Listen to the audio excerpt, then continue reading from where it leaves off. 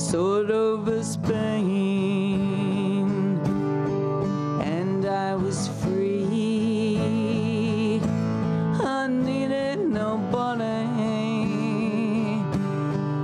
It was beautiful. It was beautiful. I was a pawn, couldn't make a move, couldn't go nowhere, no future at all. Yet I was free. I needed nobody. It was beautiful. It was beautiful. And if there's one thing could do for you, you'd be a wing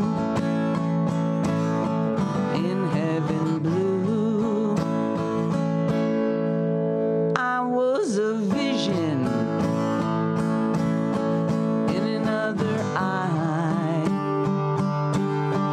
and I saw nothing, no future at all. Patti Smith singing Wing in our Democracy Now! Studio before a studio audience Monday night. This is Democracy Now!, democracynow.org, The War and Peace Report. I'm Amy Goodman as we go back to our conversation with rocker Patti Smith. Anjali Kamat and I interviewed her in Democracy Now!'s new studios.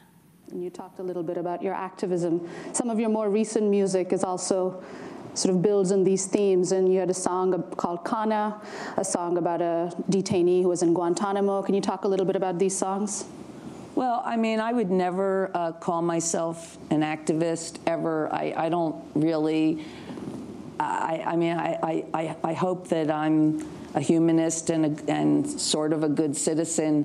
I really think of the people who are out there in the front lines every day, and I'm so grateful to all of you. I think of activism on many levels, the people that are out in the trenches, and then the, citizens who can do just small things, the smallest things. And one of the things that I can do is respond to things that are unjust, or and hopefully by putting it out into the world, free, putting it on websites, these songs, maybe it'll be of good use. The song that she was talking about Guantanamo Bay, I wrote in response to Murnat Kornaz. He was a boy the same age as my son, and he was detained for suspicious travel. He was German and Muslim, which made him very suspicious after September 11th, and wound up in Guantanamo Bay without any real charges, just a comedy of, or not a very, like a very black comedy of errors, brought this boy for like 5 years, chained in a very small room, never with the lights out. He had lights on 24 hours a day. He couldn't really lay his whole body down on the floor because his cell was too small, and he stayed there for 5 years. And when they finally did get him out, when he was finally released, he was put on a plane, chained to the floor, with soldiers surrounding him with machine guns and that was his first taste of freedom. And because he's the same age of well, because he's a human being, but also as a mother, I was so horrified by this, imagining, projecting that if this was my son. And so I wrote this song, Without Chains. The gist of the song is it tells his story, but it says in the end, they say I walk strange, because he's walking, when he greets his parents, they finally take the chains off, and he fell to the ground because he wasn't used to not having chains. And the song talks about how he now has to learn to love without chains, vote without chains, dance without chains, breathe without chains.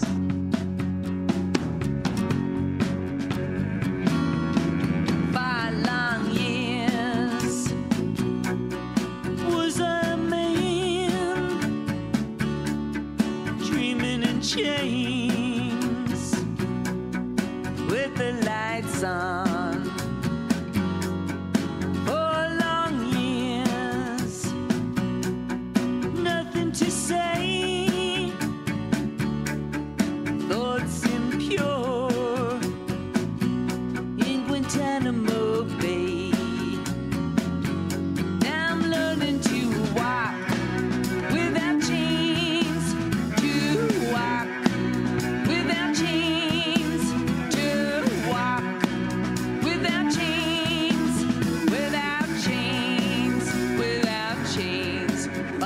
You know, you do these little things. I wrote the song, I put it on my website, I gave it to people, and then I was playing in a church in Germany, and the boy that I wrote the song and his lawyer came to see me at this church, and they told me that when he got out of prison, his lawyer took him for a ride and showed him an iPod, you know, for the first time, and put the song on, and the young fellow was so moved and happy to see that anybody cared about him in those years, and enough to write a rock and roll song.